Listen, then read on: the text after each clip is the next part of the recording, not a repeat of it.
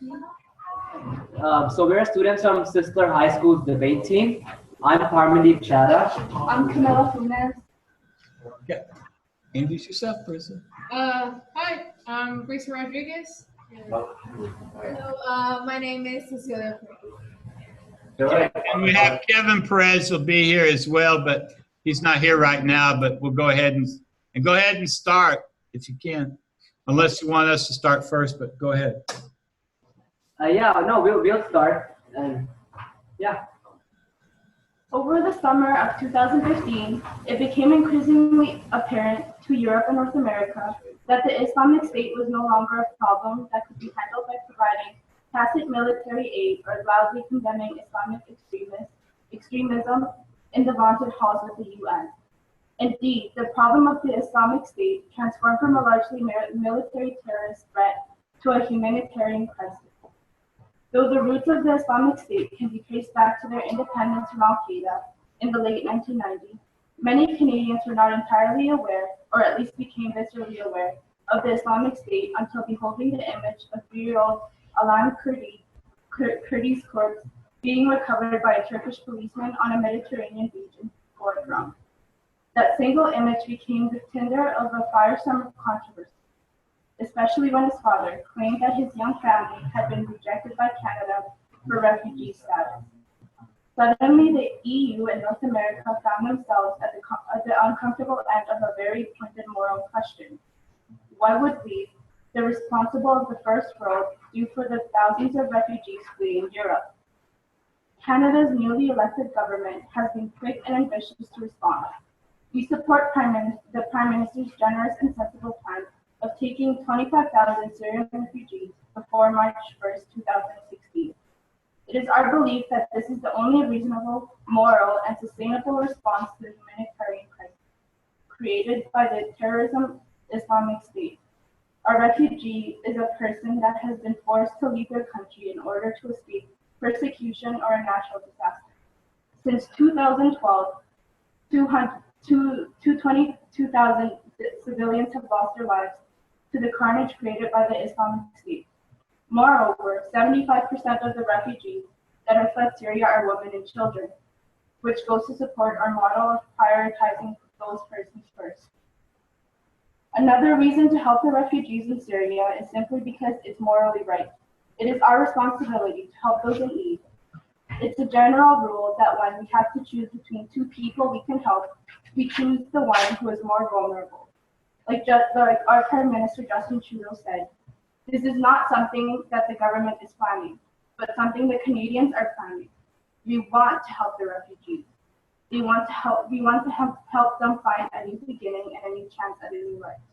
Almost half of the refugees we are bringing are privately sponsored. As for the risk, we can only overcome that obstacle by doing this swiftly and carefully, while ensuring the safety of Canadians as well as the refugees. Just because something is difficult or risky does not advocate our moral responsibility to do it.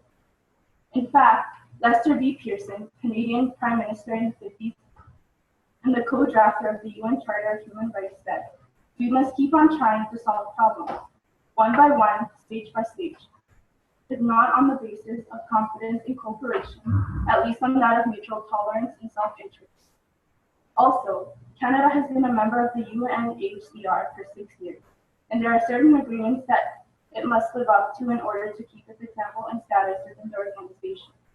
The UNHCR is counting on Canada to answer to the call of help for resettling the thousands of refugees from Syria. Bureau de Angelis, the United Nations High Commissioner for Refugees, representative in Ottawa, said in an interview with the Canadian press, Canada is a very important country to the UNHCR, not only for the support it gives to refugee programs, but also for the leadership that it provides in terms of international standards of global protection. This is another occasion for countries who have a leading role in global refugee programs to really show their strength. Lots of refugees want to come to Canada because they know that there's a chance for them here. Our moral responsibility is probably one of the biggest reasons to help these refugees.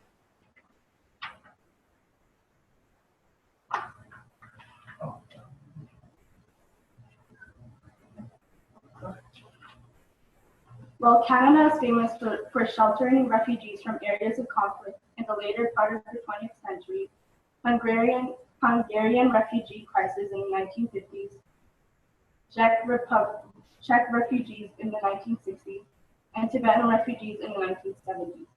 During the 1940s, Canada repeatedly rejected the shiploads of Jewish refugees attempting to flee Europe in the wake of Nazi oppression and the Holocaust. We rejected these potential refugees, and history has judged us harshly.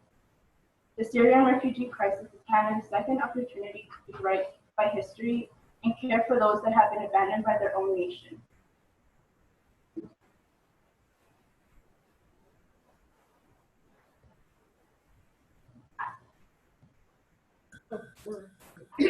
Now, Council, you mentioned morality as that this your solution is the best moral way to address the problem, correct?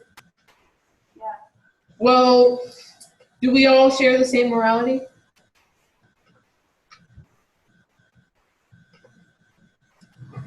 The purpose of this debate isn't to debate whether the said people have the same morality, but what as we humans define as the right, conscientious, and humane act.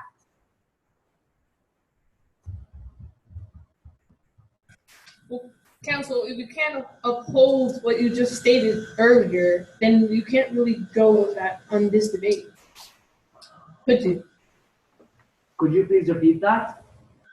Go ahead. If you can't uphold your main point in your speech, then you really can't go with it in this debate, can you, Council? Don't.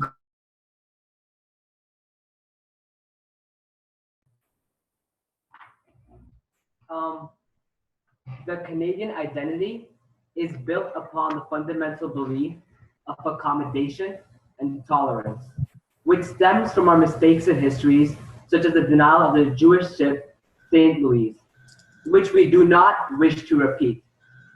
The Canadian identity is not limited to being Christian, Muslim, or Jew, and is not limited to being black, white, or brown. So then why should we hesitate in offering our Syrian brethren a chance for a better life than the poor conditions in which they currently reside? Oh, we don't hear you. Go ahead. Yeah, I didn't ask that. I asked whether you're using morality as a point in this debate. Yes or no? Well, we're not using morality. I mean, So what you stated earlier in your speech, should we disregard that?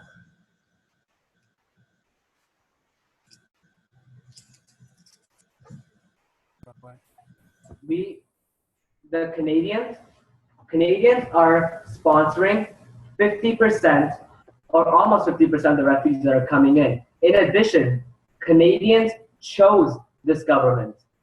And in doing so, we have conscientiously made the decision to support the bringing in of refugees, therefore making it a moral decision from all of, or with the majority consensus.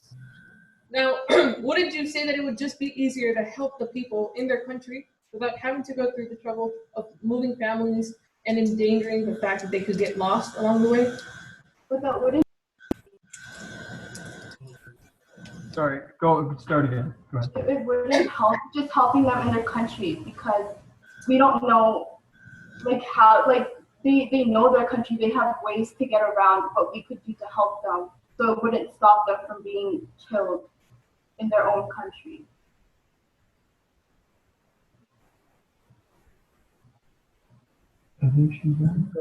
So, correct me if I'm wrong, but It's Maria Grimaldo, please report to A200.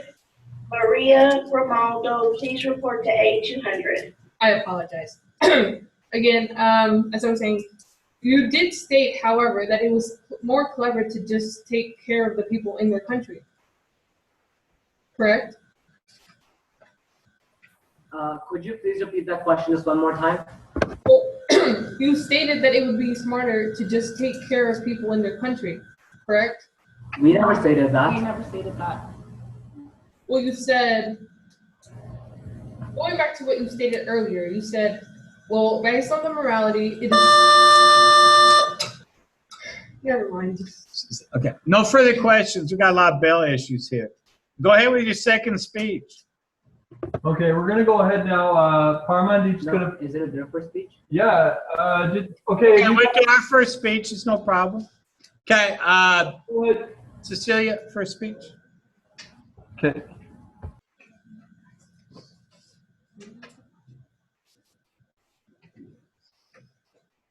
The terrorist attacks on Paris that took place on Friday, November 13, 2015 have changed the entire refugee situation. No longer will there be calls to help people for humanitarian reasons if that help does not include a much larger component of safety or security. You cannot afford to lose your country to help another one. When Ben Franklin said that a country which gives up liberty to obtain security would have neither, he did not mean that you can just give away your country to another and then expect things not to change. The leaders of each nation who it's to the people who elected them to improve their country with adequate protection and security. This cannot happen under the open door policy like the one advocated by our worthy opposition. Look at what is happening currently in Europe. The fragile consensus on dealing with the flood of migrants seeking a refugee in Europe fractured Saturday following the Paris terrorist attacks. Further, threatening the bloc's passport-free Schengen zone. Poland was the first EU member to break ranks on the unpopular migration policy. The country's previous government had been reluctant to take part in the EU's relocation program for 160,000 refugees, but was coaxed into taking 7,500. The new right-wing Law and Justice Party administration is even more adamantly opposed. Poland's nominee to be European Affairs Minister, Conrad, said the country would not take part in the relocation scheme. The European Council, a decision criticized by us to relocate refugees and migrants in all EU countries, still has the status of binding EU law. But in the light of the tragic events in Paris, we see no political possibility of carrying them out. Poland must retain full control over its borders, over asylum and migration policies, he wrote on a blog on Saturday. In a radio interview later Saturday, he softened his position, saying Poland will take asylum seekers as long as there are security guarantees. The country's new government is likely to be sworn in this week, but diplomats were unclear about what to make of his statements, even as they said the attacks may force a rethink of the policy. The relocation, as it was approved, does not make any sense anymore, but its future depends mainly on Germany, said an EU diplomat. The attacks, which killed at least 127 and wounded more than 100, also dealt a blow to Europe's Schengen policy. The open border zone has already come under enormous strain from the unprecedented number of asylum seekers and migrants arriving in Europe this year. The quick move Saturday by some Central European countries to distance themselves from the delicate migration consensus creates countries to distance themselves for the delicate migration. Serious problems for the future of the Schengen zone. One of the first responses Friday night by French President François Hollande was to strengthen controls on the country's borders. Belgium has also toughened up its controls along its frontier with France. Italian Interior Minister Angelino Alfano said his country raised its security alert, allowing special forces to be deployed and strengthening its border. That comes after recent moves like Sweden's reimposition of controls to help migrants moving north from Germany. The concern, diplomats said, is that the Paris terrorist attacks could raise even more pressure on both the increasingly fragile Schengen agreement and on the frank migrant relocation plan. The Poles were just looking for an excuse to pull out the relocation scheme on the 23rd of 2015. Countries rethink commitments to accept refugees at the end of Schengen would be a victory for the Islamist radicals, said the diplomat.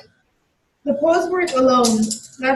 Latvian President Raimons said his country will take no additional refugees from the EU unless each new refugee is subject to a rigorous EU-wide common security check.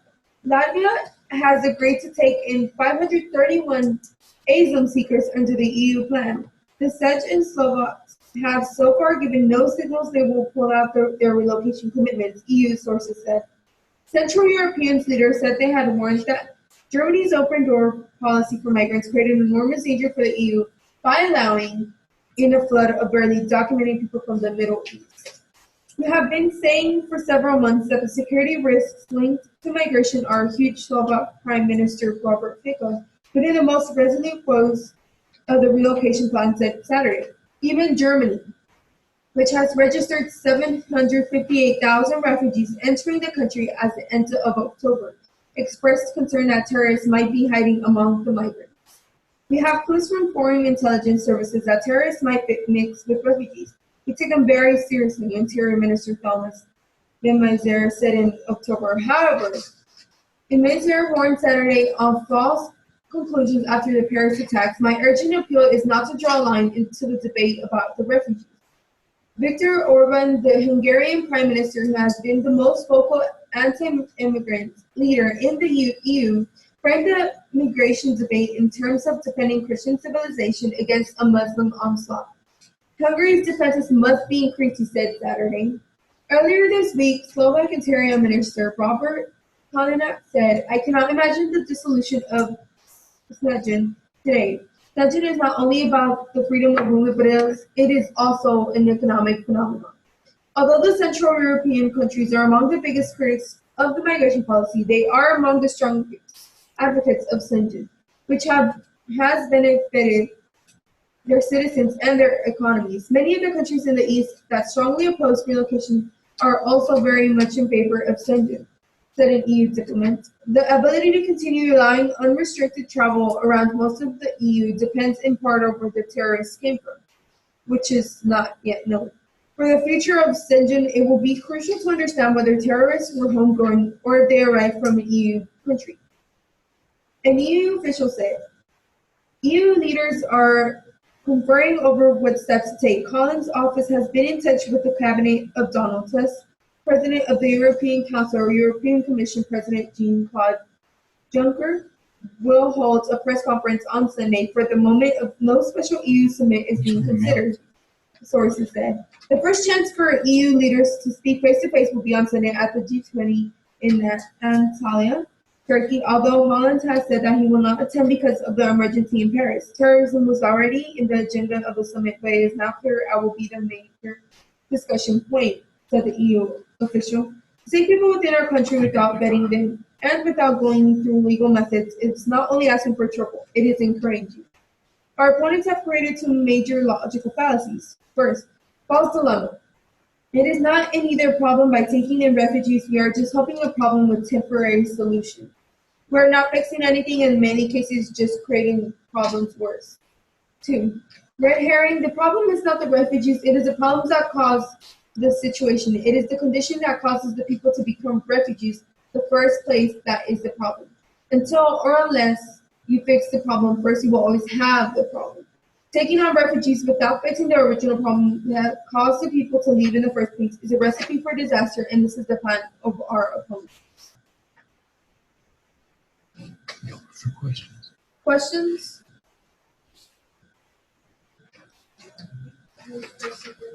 Okay, you're unmuted. You talked about us making a red herring argument. Could you please repeat that point? Yes. It was false dilemma. It is not in either a problem, but by taking in refugees, we are just helping a problem with a temporary solution. We are not fixing anything, and in many cases, just creating the problems worse. And the other point was the red herring. The problem is not the refugees. It is the problems that cause the situation. It is the condition that caused the people to become refugees in the first place. Until or unless you fix that problem, first you will always have the problem. Taking on refugees without fixing the original problem that caused the people to leave in the first place is a recipe for disaster, and this is the plan of our opponents.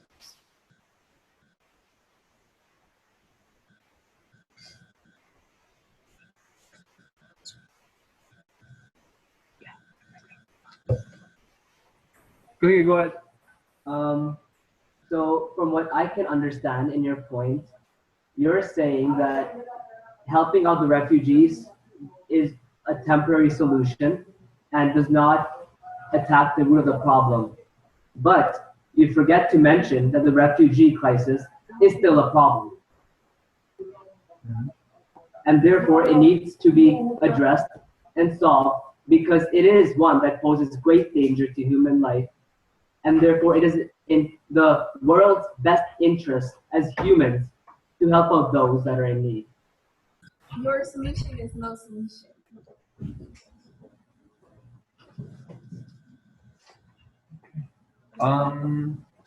Okay. Do you have any other questions there, Paolo? I'll address some of the points that you made in the rest of my rebuttal speech.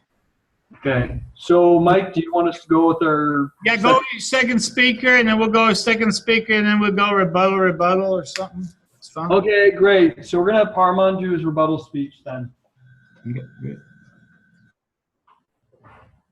One argument made by anti-refugists focuses on Canada's ability to accommodate the said refugees and whether we have enough resources to do such a task. Initially, half of these refugees will be housed in military bases or in armories where they will be fed and sheltered by the military. The second half will be sent to cities across Canada where they will be given temporary accommodation facilities. In addition, Chris Friesen, Director of Settlement Services for the Immigrant Service Society, stated that employment leads will be given to those refugees who are part of a skilled labor force, thereby granting them jobs almost immediately. This brings me to my next rebuttal, fiscal burden.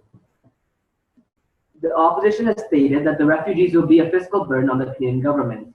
However, this statement could not have been less true. According to the United Nations, refugees contribute more to the economy than their costs in the short term. This is so because they're keen on finding work as quick as possible in order to support their families and get back on their feet. Jillian Zuberzetta, settlement coordinator of Halifax, stated that from what we see, our refugees are so entrepreneurial in spirit, and the moment they have work authorization, they are out doing whatever they can. Even those who can barely speak English are taking jobs that are well below their expertise, thereby proving the statement of the economic burden false. This, however, does not mean that we are immigrating refugees because of their financial benefit. No, sir. But what we are trying to say is that their short-term costs will be compensated, and that this is merely one of the many side benefits of refugees, along with fulfillment of moral duty. Another concern that often crawls into people's minds regarding the refugees includes their potential threat to security due to circumstances from whence they came. I believe the opposition stated this in their argument. However, the above is false. Indeed, the terrorist threat to the United States and implications for refugees report released by the government of USA indicated that chances of terrorism from refugees, and I quote, are extremely rare, almost the same as, and I quote again, an American, thereby proving that the security concerns logic stems from the post hoc fallacy. Furthermore, according to the data gathered from the General Security Directorate of the National Police Department of Turkey, the rate of Syrian refugees that have now been settled into the country, not in refugee camps, involved in legal cases remain at 0.43% out of 1.2 million refugees in 2013. This rate was averaged at 0.33% when all the data was compiled since 2011. The mentioned figure not only represents the involvement of Syrian refugees in legal incidents, both as criminals or suspects, but also as victims. In contrast, however, the general crime rating in Turkey is 1.33%, almost twice the crime committed by the refugees. In addition, most of the crimes committed by Syrians were not of a violent nature. Indeed, they were mostly identity-related crimes. Therefore, the threat of terrorism that is often argued because of either prejudiced or ignorant beliefs is indeed false. Furthermore, health is supposedly another imposed concern of bringing in refugees. Many people believe that refugees receive better health care than themselves, which is only true during the refugees' first few months in the country, and it's justified because they have been subjected to conditions that can gradually deteriorate any human.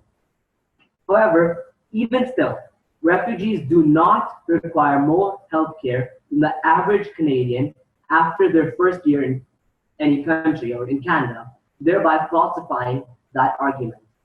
In addition, although the health minister stated that refugees with non-lethal infectious diseases will not be denied into Canada, she also added, as long as these diseases are not harmful to the general public and cannot be transmitted through the air or bodily fluids.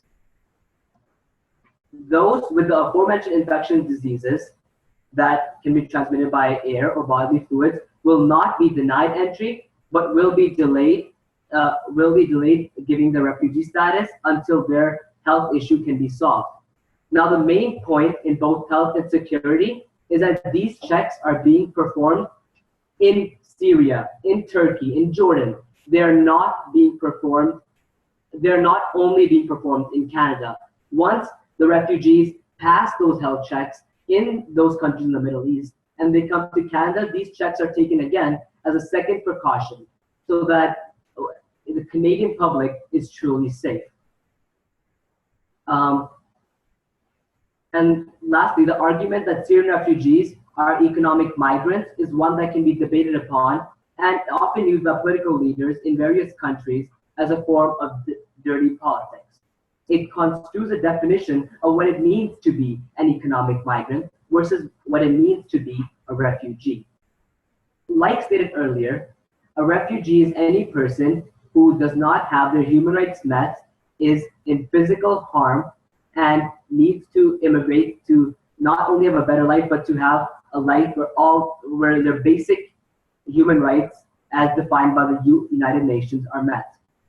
While an economic migrant is one who is migrating to a country primarily based on their fiscal situation and lack of quality of living. These two things are not the same. And the refugees from Syria clearly are in the former category. They are refugees. They are suffering from terrorism. They are also suffering from economic depravity. And that is the end of my rebuttal speech. Do you guys have any questions? Oh, you're muted. Oh, thank you. Sorry. Well, I was wondering, you talk, my opponent speaks a lot about safety here, safety there. But actually, terrorists, two of the terrorists that were actually captured had Syrian passports, correct? Yes. Yet you argue that it's completely safe because they're refugees and they're Syrian, correct? That's not what I argued. I never said that we are completely safe. I am merely remarking upon the point that not all refugees are terrorists, and indeed, as the report by the United States of America shows, that the refugee rate of terrorism is just as the same, and I quote, as the normal American. So, how many times do we have to stop terrorists in order to be safe?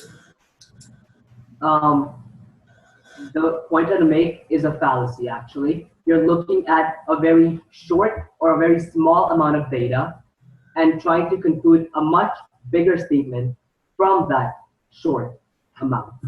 Well, 130 people died because of this in Paris, correct?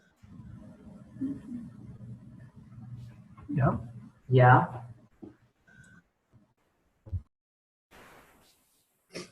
Were they all short people?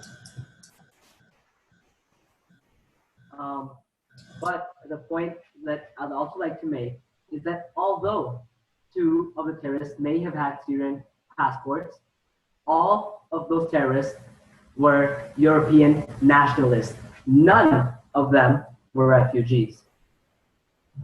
So I don't know what point you're trying to make here. Correct. But they did have a Syrian passport, correct? But that does not mean they were refugees. Well, through the refugee path, correct? Can you repeat that? They went through the refugee paths. They went through Greece. They went through all of the safe. Really. Can you please repeat the question? I think your mic is. Did they enter into Europe as refugees?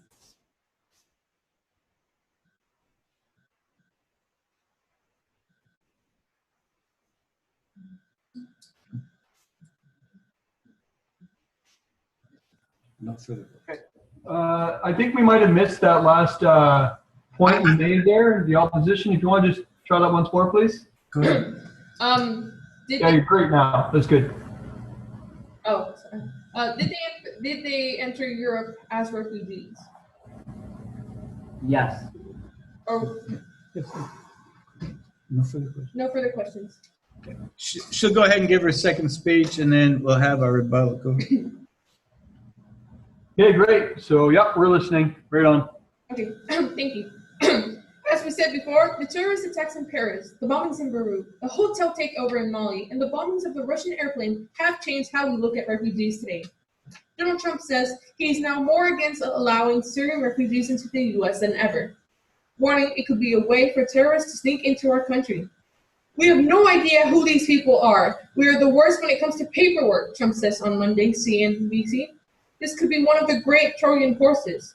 Some may claim that protesting that refugees from Syria today is like what took place in the 1930s in the US and Canada when some protested the Jews fleeing Germany. On the surface, this claims look similar. You may have a group of people fleeing the persecution. However, there is one major difference. The Jews who were fleeing the 1930s never had attacked another city, country, or way of life. They were not actively involved in terror, and most of their fears of the time were unrealistic. During the 1930s and early 1940s, the United States resisted accepting large number of Jewish refugees escaping the Nazi terror sweeping Europe, in large part because of the fear-mongering by a small but vocal crowd. They claimed that the refugees were communist or anarchist infiltrators intent on spreading revolution. The refugees were part of a global Jewish capitalist conspiracy to take control of the U.S. from the inside. That the refugees were either Nazis in disguise or under the influence of Nazi agents sent to commit acts of sabotage, and that Jewish refugees were out to steal American jobs. Many reject Jews simply because they weren't Christian. However, that argument is really moot. The Christian and Jews can actually get along very well in most places, and neither group is trying to eradicate the other now. This is not the case with the radical terrorists. I've heard on good authority that an executive order has given immigration authorities permission to let down the usual bars in favor of the so-called Jewish refugees from Germany, declared Julie Kanterkusing, a Republican activist in New York, according to the front page of the New York Times article that ran out on May 18, 1938. Kanterkusing, the granddaughter of President Ulysses Grant and ardent opponent of President Franklin Roosevelt, claimed that the Soviet Revolution occurred only because communist agents had snuck into Russia to instill their insidious poison onto the Russian people. She claimed that the same would happen here. Under these lax regulations, many communists are coming to this country to join the ranks of those who hate our institutions and want to overthrow them. This was a fear. That was nothing more than that. This actually takes out our opponent's arguments because you can cross-apply all of the terrorist killing in the month of November 2015 alone to prove the fears of the author correct. Another very interesting aspect of this debate is comparing President Obama's opinion of this just chill out and allow the refugees to come here. We owe it to the world to take them in. We are, after all, America. Compare that to the Representative J. Will Taylor, a Tennessee Republican, who in 1940 argued that New Deal showed more concern for European refugees than for the 10 million American refugees that walked city streets in desperation, according to researcher Wesley Greer of East Tennessee State University. Similar arguments were advanced by Senator Rufus Holman, an Oregon Republican, and Representative Martin Dice, a Texas Democrat. What happens when a leader of one country tries to worry more about the people from other countries than people from his own?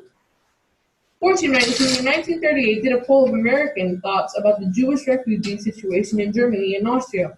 67.4% of the U.S. population polled said we should keep them out of the U.S. This story is making a great deal of headlines currently and is in all the social media. The problem is twofold. First, polling in those days was not very scientific, and we should not vote that a poll also should from Alf London was going to defeat the FDR for president. Today, looking at this poll from the other side of history and knowing about what was about to happen to the Jewish population of Europe, it would appear to be rather callous. But we're not comparing this. We're comparing to the actions of Jewish refugees before 1938 to the refugees in Europe before November 30th, 2015. Did the refugees of Germany in 1938 attack Paris, blow up a Russian airplane, bomb the Beirut, take over a major hotel? Of course not. However, there were fears both then and now which were very much alike.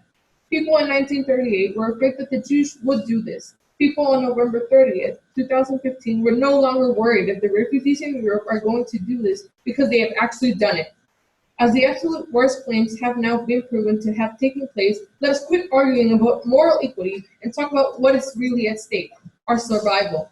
We have to win this round today. Why? If we do not, our country will not survive. Thank you. Questions? Any questions? Okay, now we're on. Go ahead there, Farman. You just made a direct comparison between the refugees that from Germany and the terrorist attacks in France. Is that correct? Correct. So then are you saying that all refugees are terrorists? No. Then why did you make that comparison? Well, because in fact, I'm trying to take that out. We're saying that the situation here is completely different back in the 1930s and 1940s with the Jewish refugees, now with the Syrian terrorists. I'd like to ask you another question. The identity of all the terrorists that attacked Paris, were they all single men? Can you repeat the question? Did the terrorists that attacked Paris, were they all single men? Were they all what? Were the terrorists who attacked Paris all single men? Single men? Single males. Single males? No. Are you sure? Yes.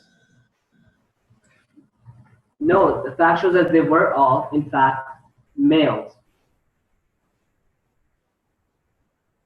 Weird, because one of the actual terrorists was a suicide lady that bombed. Okay. And one out of how many was a lady? We are not actually aware of that, but we know that for sure that not all of them were male and single. Okay. One of the processes in determining the refugees who are going to immigrate to Canada is that they must not, as defined by the Prime Minister, we will be giving priority to women and children, to those who are more liable to risk and more in danger of death than men or males. Are you familiar with Black widows? Pardon? Are you familiar with Black widows? No, I'm not.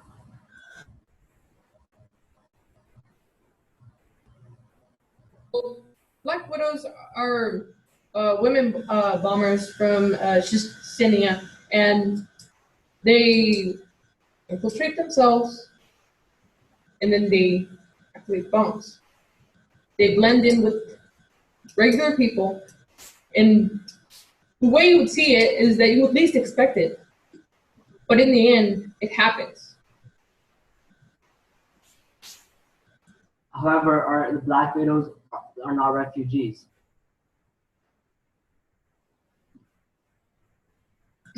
They're from Chechnya. I don't know if you're aware of it, but they're from a province in Russia. So yes. We'll move on to the next. Okay. If you want to go ahead with your rebuttal speech, then we have our rebuttal speech. That sounds fine. So yeah, we'll go with our third speech now, and we'll carry on with that. Okay. One of the most important things in addressing this debate is the concern of terrorism. However, the risk for such a deed does not abscond us from our moral duties, especially since Canadians have an identity of being very accommodating and very tolerating. Just because the refugees might pose some threat to our security does not mean that we don't let any of them immigrate to our country. Because, like I stated earlier, the reports show that the refugees have just as much potential for terrorism as any other nationalist or citizen born into Canada. The same is true for America. So security concerns are not entirely valid for this argument. And the risk of security will never abscond one from their moral duties.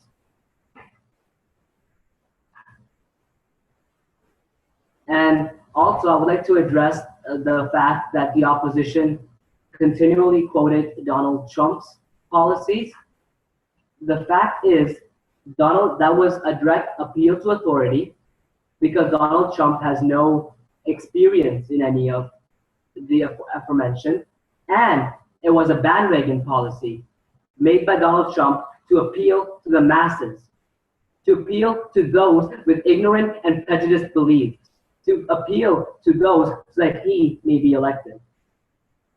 So therefore, quoting Donald Trump in a certain policy against refugees is not factual. Indeed, it is only a political move by Donald Trump to say the things that he said.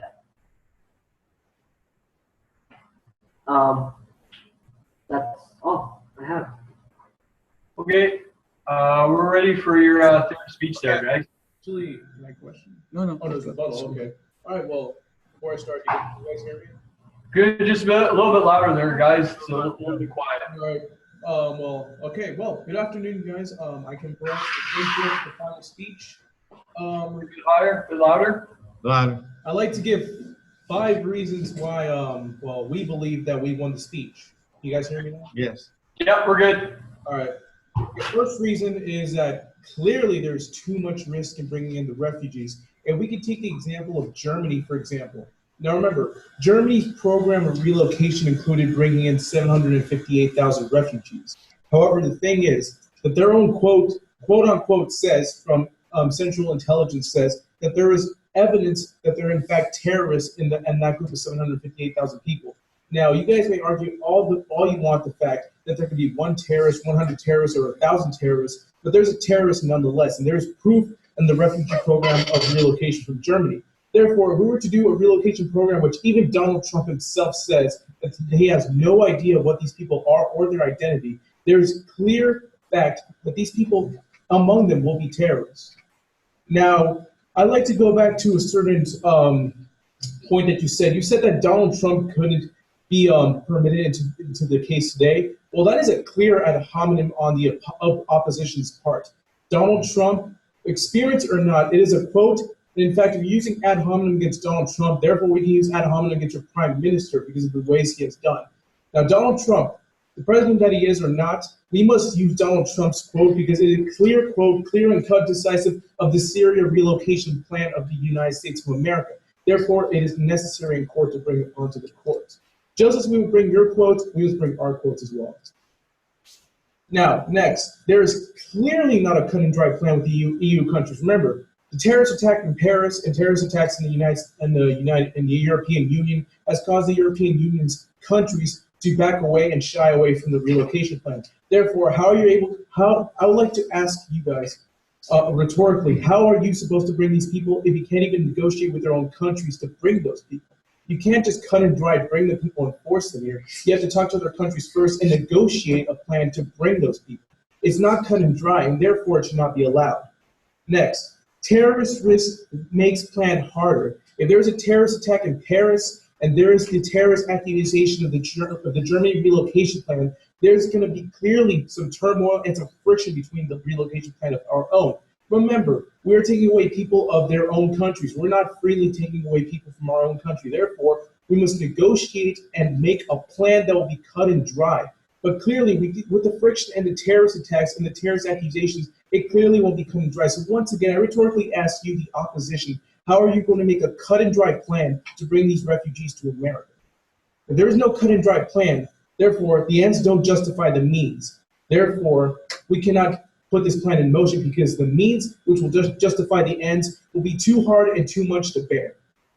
Next, the refugees are unidentified. Once again, bringing the quote from Donald Trump, it says in his own Syria relocation plan, which if he was to become president, it says that they have no idea of who are these refugees. They have no identification of these refugees. All they know is that they're from the countries of the European Union. Now, once again, since they're unidentified, and bringing again the quotes of Germany in their relocation plan, saying that they had evidence that some of them were terrorists, it is highly probable that these people that are in the relocation plan from Syria to the United States of America, it's highly probable that some of them will be terrorists. And that is a risk we cannot ignore. If we do not have any identification of these people, no criminal record, no terrorist evidence, no evidence that these people are truly not with any terrorist organization, we cannot bring these people. In fact, not only are we solutionizing problems, not only are we trying to atone and bring atonement to the people, we're bringing fear and we're bringing destruction to our own people by simply allowing terrorists through the front door of America. Now, next, and I frankly think this is the most important point we have to look at. The fifth reason why we should win is because the safety of our own country is more important than anything else. Many presidents in their quotes have said that we have to look for our own country and we must look at the best interest of our own country in order to help other countries. Now, looking at the European Union relocation, they brought over 100,000 refugees to several other countries. The thing was, a Paris attack which killed 127 people and wounded more than 100 people clearly brought friction to this relocation plan. Therefore, what does it mean that this won't happen to our country and we relocate these people from Syria? Remember, we don't know who they are, and we don't know if they're part of a terrorist organization or not. Therefore, the possibility must exist that these people can be terrorists. We have no proof of confirming that these people are not terrorists. We have no proof to confirm their identity, and therefore, this plan must not be set in motion. If we are to set this plan in motion, we're allowing a wolf into our sheep. Now, there are some arguments that clearly were not discussed by the opponent. First, this plan of relocating them to the United States of America, we can't see that as a really cut and wet idea, not a cut and dry idea. We think, as my co-counsel has stated, we think a better idea is helping them in their own countries. Why waste the money? Why waste the effort of bringing them to our own country? And why waste the risk of taking them to our own country with all these terrorist attacks and all these terrorist problems, when we can just go to their own country and help them? Of course, the United States has done this many times, and many other countries in the European Union has done that with their own countries to help themselves. It's a better and more efficient idea and less risk-taking idea. Next, I would like to ask you rhetorically, how are we going to take the refugees out? If we look from quotes like Shiminsky and Victor, they say themselves, first of all, Viktor Orban says that Hungary's defenses must be increased. Their border must be increased. Their defenses must be increased. Clearly, this is another way of saying we cannot allow anybody out and we cannot allow anybody in. So I would like to ask you, how are you going to convince Hungary and how are you going to convince other countries to allow them to let their own people give them to you? Because if we see these terrorist attacks from France that killed 127 people and wounded more than 100 people, clearly there's some friction between these plans, and clearly this is not a cut and dry plan. I'd like to ask you once again, how are you going to make this plan possible? Of course, just to solidify this more, we can take the quote from Skavinsky, which states that Poland will take asylum seekers as long as there are security guarantees. I'd like to bring this to more clearer terms. Basically, there is a 100% confirmation that these people are not terrorists, that these people are not dangerous. Now, you're going to come up to us and say that there is 100% safety in all this plan? No. We can look at Donald Trump's quote once again, which states that we don't know any of these people. So how are you going to tell us that this is a 100% cut and dry plan? Clearly this is not. And by taking the quote of Shkaminsky, which is of course part of the European Council, how are we supposed to take these people out if the European Council does not even trust us? I'd like to ask you that question rhetorically. Now moving on to a next dropped argument, terrorist plans. This is unmentioned. How are you going to find out of the people who are terrorists? How are you going to identify these terrorists? Donald Trump himself, the future president of the United States of America, has even himself said that there's no information that states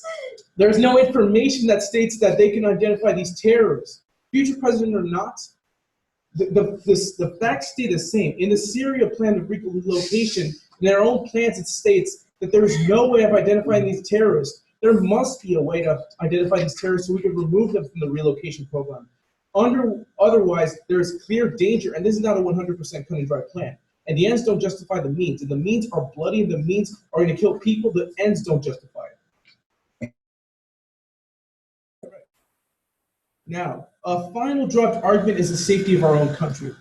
Now, we, of course, I'm going to repeat myself one more time. We must look at ourselves. Does this interest the United States of America? What are we doing that is benefiting the United States of America? Is it morality? Because frankly, there's a morality fallacy by bringing morality to all this. First of all, morality is very broad and undetermined.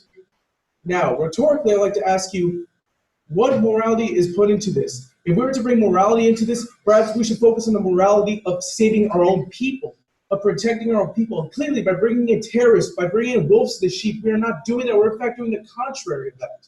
This is not a morality argument. This is a factual argument. This is an argument that terrorists will appear in the United States of America if this relocation program is allowed. Now, going back to the safety of our own country, clearly, if we allow this relocation program, clearly there will be dangers of this relocation program. Now, I'd like to move on to some logical fallacies. First, there's a fallacy in false dilemma. We are basically going to cause more problems if we are to help these. Remember the terrorist attacks on France? Clearly, people were killed in this, people were wounded in this because of the relocation program. Therefore, we allow our own relocation program to happen. Basically, more harm will be done to the United States than not. And now, concluding with that, cross-apply our main points. Cross-apply the fact that our opponents never addressed the real problem that is causing the vast number of people who are migrating all over Europe. Now, this is not 1938, and there is not a moral equality between these two arguments. This radical terror events that have taken place in the month of November 2015 alone will be enough to declare a victory for Khan in this argument today. Therefore, you should vote for Khan in this round. Thank you. Now, is there questions? Yeah, we're going to ask Andy, tell us a little bit about your time in Syria and what's it really like there. Sure. Thanks, guys. Your arguments were great. I didn't know you'd go the Donald Trump route, but it was it was well articulated and a little bit entertaining too. So that was good. Yeah, we actually have two. Well, one person's an immigrant in the bunch, and two people's parents. All three parents are immigrants, so we're kind of arguing against our own beliefs, if you understand. Yeah, no, I could, yeah, I mean, it happens like that. We're all immigrants. Yeah, no, and Camilla, I think your family is immigrant. Yeah, my family. Yeah, so everybody, I think probably, yeah. So Syria. Anyways, yeah, I was spent, right after I finished my first degree, I did a United Nations peacekeeping tour in Syria with the army, and so basically I went into the kind of the central eastern part of the country, and I was in the village of Fuar actually, which is just outside of Damascus, and so basically my days were spent carrying sensitive messages around different UN headquarters installations, and also operating the radio in the headquarters. So I did that, but I got to drive around Syria all over the place, all over the countryside. I was over around Damascus and all through Kanarnabi, Karta Chevalier, Aleppo, and a lot of the places you've heard that ISIS is basically destroyed. Yeah. Also, not Aleppo. Yeah, Aleppo was the other place, and Quneitra as well, and in Israel too. So, and it was funny because when I was in Syria, there was a lot of threats and a lot of fear because of Israel, basically, because Syria still has a very tense relationship with Israel. But there was ironically, there was a great deal of optimism about the progressive presidency of Bashar al-Assad and how he was going to be great and help the country and everything was going to progress well. And I can't think of how ironic it was at the time hearing about how Bashar al-Assad was this great progressive and Israel was the real threat. Yeah. And in this situation where Bashar al-Assad is barely in control of a small portion of the country and a violent dictator at that, essentially. So, but I loved it. And if you ever get the chance, if the Middle East ever calms down, ever, I'd really recommend. I'd recommend Syria. Damascus is beautiful. I think there's a lot of Damascus still left even after this conflict, which is nice. So I highly recommend Syria. I mean, I felt relatively safe when I was there, relatively, but it's beautiful, and you get to see a lot of the Roman presence there too. Oh yeah. Expanded. My family lived in Aleppo till around 1300. Yeah. Oh yeah. Yeah. Yeah, so and then I had Crusader families that were there that lived in different castles and stuff. So I'd love to go sometime to Syria, but I have a lot of friends who are Syrian, and they're still big supporters of the Syrian government, saying that some of the stuff is not exactly where we hear it in the United States. Yeah. So I don't know. I think it's hard to say. Like you say, they're very leery of Israel. Yeah. Much more supportive times in the past half century. So. Yeah. So I mean, I guess you end up fighting something no matter what. I don't know what the situation is. Yeah. Well, and I mean the other thing, with the American media and Canadian media as well, of course, they're pretty much fun. The same as.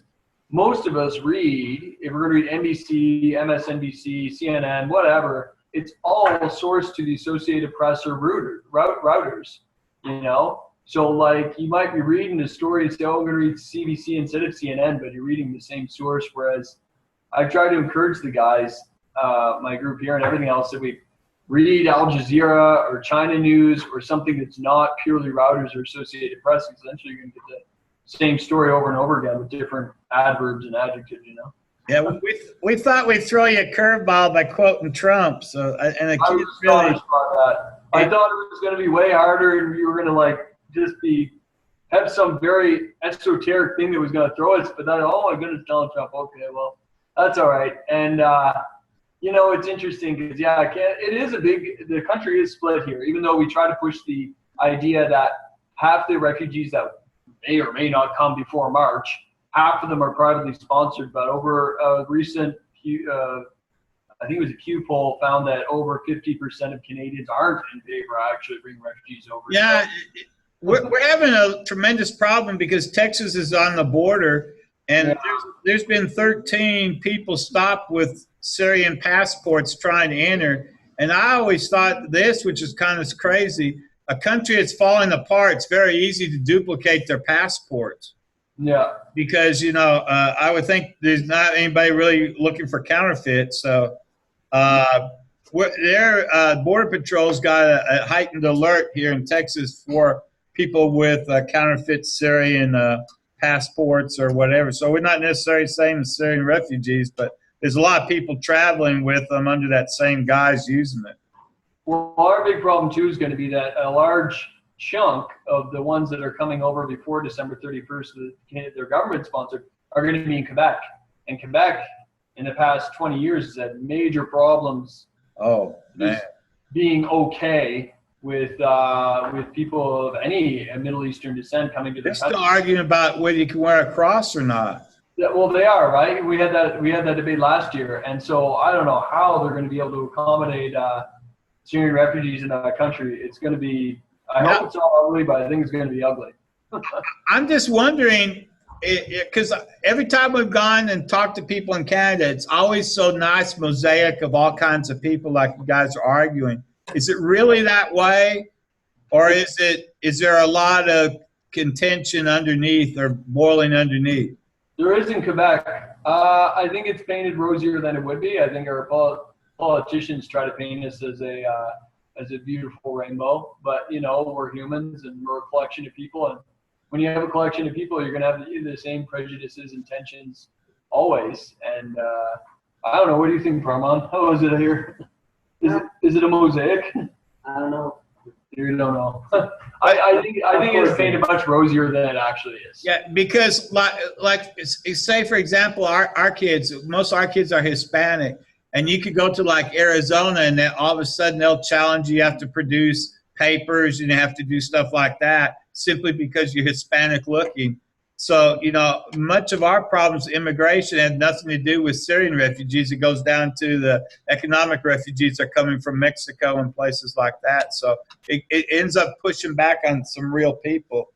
And I thought you guys were going to hit us on the fact that we have thousands of Aboriginals that live in horrible, squalid conditions in our communities. And oh, yeah. I mean, not taking care of our own poverty before the refugees. But yeah.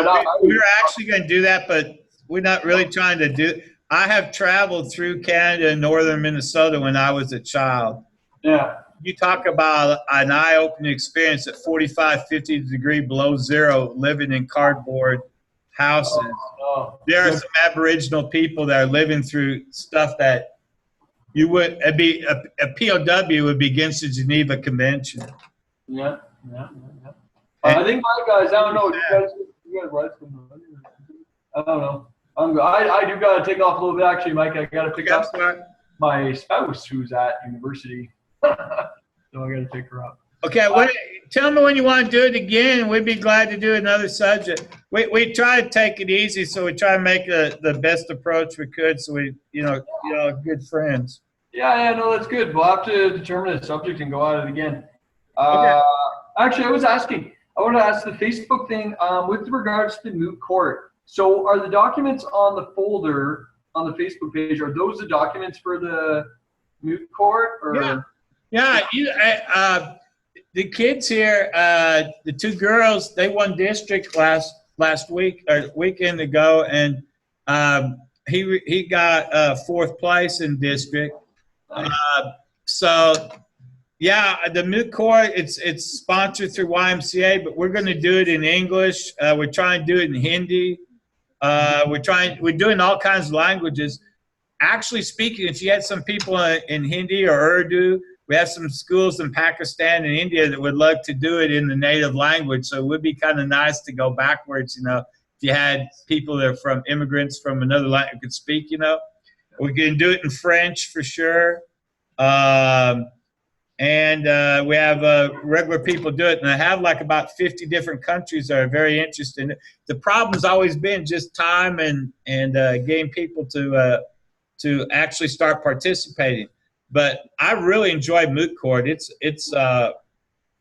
really kind of fun. We got a couple of law schools that are interested in trying to be to sponsor us, so we could go that route. So I think it'd be kind of a neat thing. Cool. All right, man. Well, I'll be getting back to you for sure. Okay. But yeah, I'm gonna have to sign off for now. But thanks a lot, guys. Yeah, thank you. Thank you for your service. Thank you so much. Thanks, guys.